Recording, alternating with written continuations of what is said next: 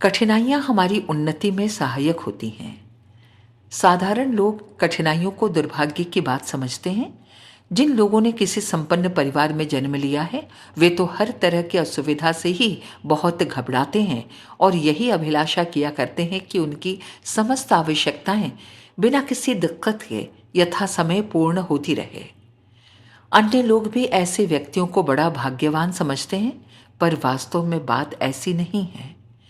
जिन लोगों ने कभी जीवन की कठोरता के दर्शन नहीं किए हैं, वे अनेक दृष्टियों से कच्चे रह जाते हैं। इसलिए भगवान ने जहाँ सुखों की सृष्टि की है, वहाँ दुखों और कठिनाइयों की रचना भी कर दी है।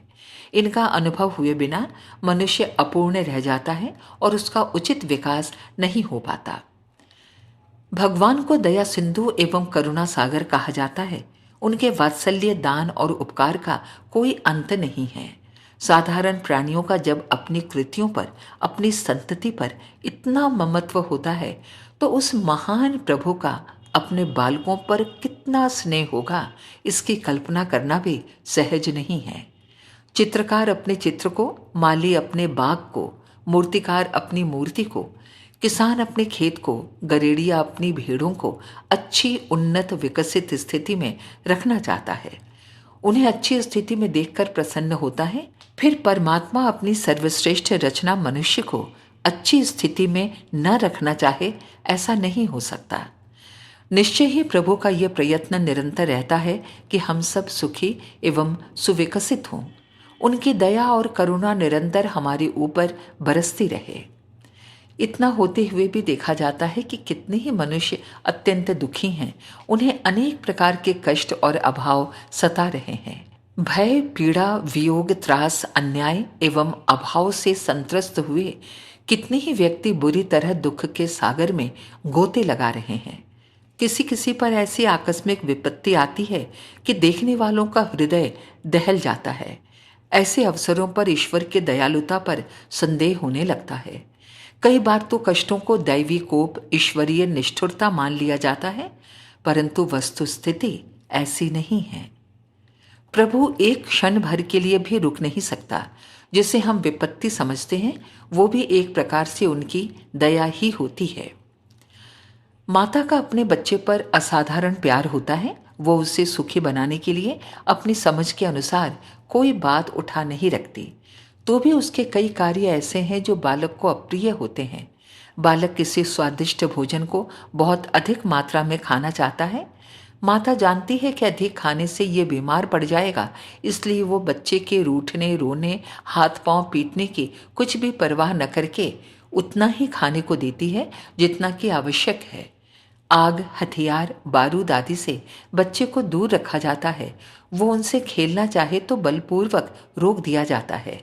घर के पशुओं के साथ खेलना चाहे तो भी उसे रोका जाता है, ताकि उनके पैरों की चपेट में आकर कहीं कुचल न जाए।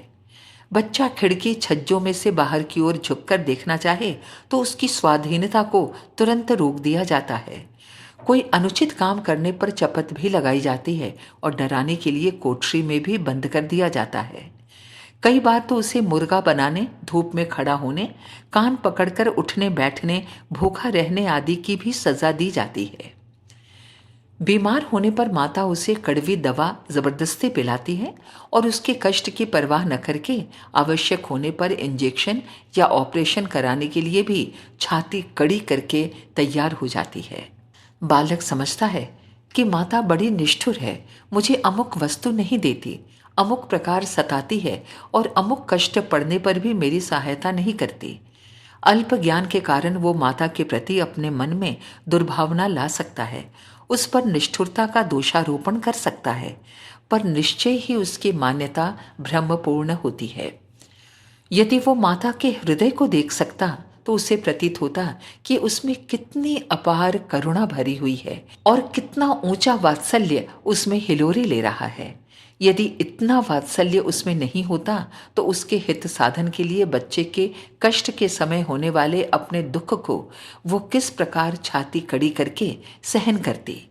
माता के दुलार के तरीके दो प्रकार के होते हैं।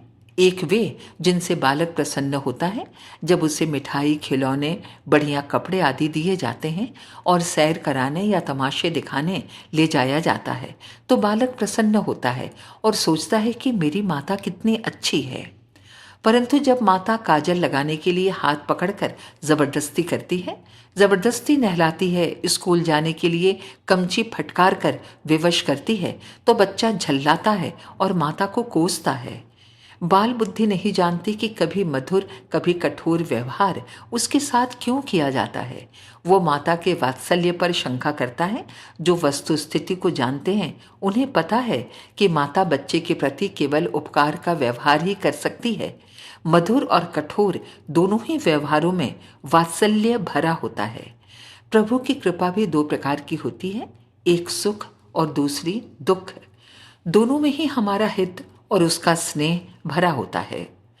अल्पज्ञता उस वस्तु स्थिति से हमें परिचित नहीं होने देती, पर भगवान की जब कृपा होती है, सद्बुद्धि का हृदय में प्रकाश हो जाता है, तो कष्ट नाम की दुख देने वाली कोई वस्तु शेष नहीं रहती। कठोर एवं प्रतिकूल परिस्थितियां एक भिन्न प्रकार का दैवी उपहार प्रतीत होती हैं और उनसे डरने या दुखी होने का कोई कारण प्रतीत नहीं होता। सुख से मनुष्य को कई लाभ हैं। चित्त प्रसन्न रहता है, इंद्रियां तृप्त होती हैं, मन में उत्साह रहता है, उन्नति करने में सुविधा रहती है, मित्र बढ़ जाते हैं, साहस बढ़ता है, मान बढ़ाई के अवसर मिलते हैं। इस प्रकार के और भी लाभ सुख में होते हैं, परंतु दुख के लाभ भी कम लाभ नहीं हैं। दुख से मनुष्य की सोई हुई प्रतिभा का विकास होता है। कष्ट से त्राण पाने के लिए मन के सब कल पुर्जे बड़ी तत्परता से क्रियाशील होते हैं। शरीर भी आलस्य छोड़कर कर्मनिष्ठ हो जाता है। घोड़े को अच्छी चाल सिखाने वाले साइस उसके पुट्ठे पर हंटर फटकारते हैं, जिससे घोड़ा उत्तेजित होकर जल्दी जल्दी कदम बढ़ाता है।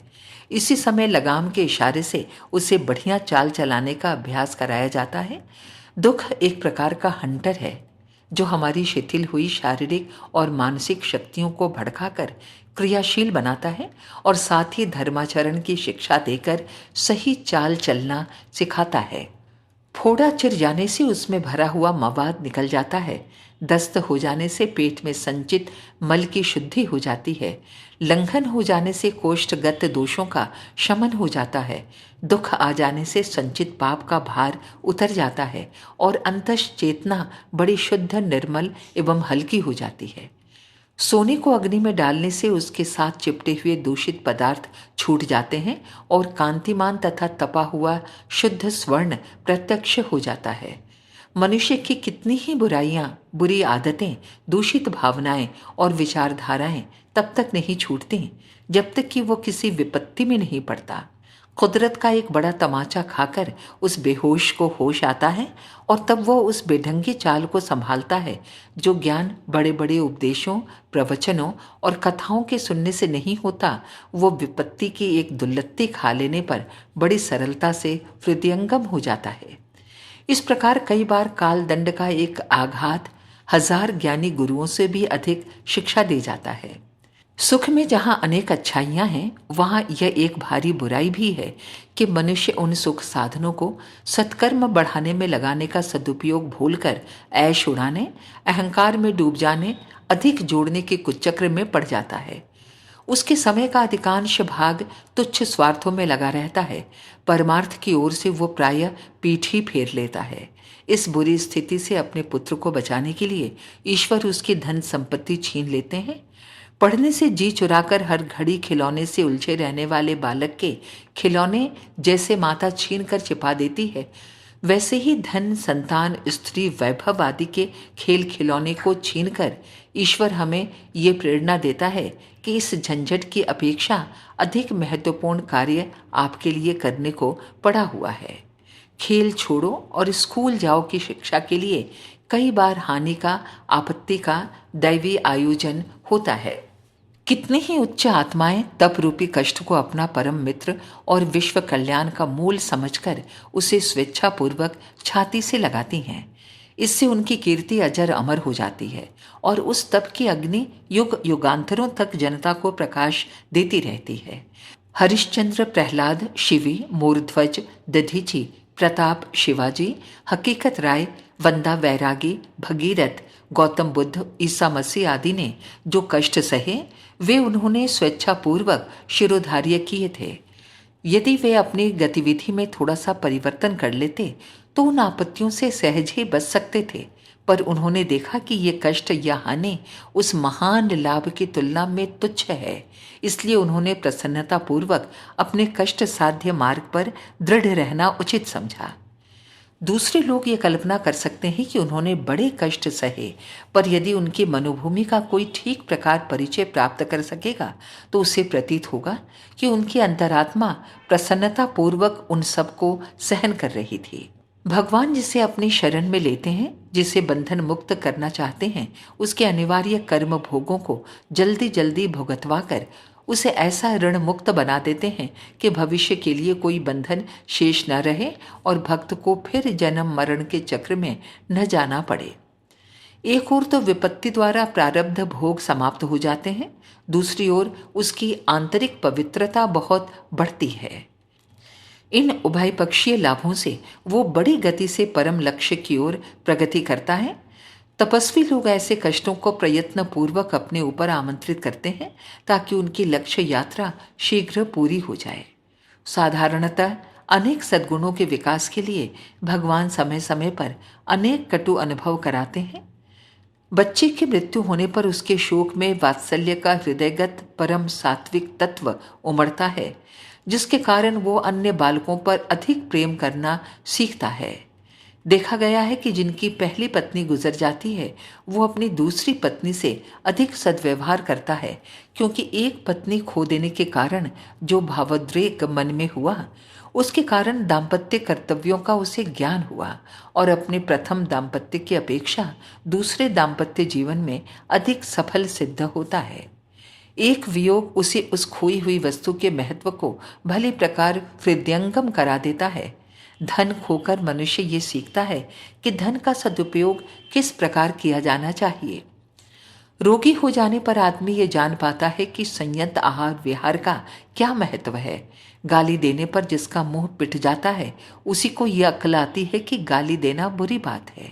जिसको अत्याचार सहना पड़ा है वही जानता है कि दूसरों पर यदि जुल्म करूं तो उन्हें कितना कष्ट होगा।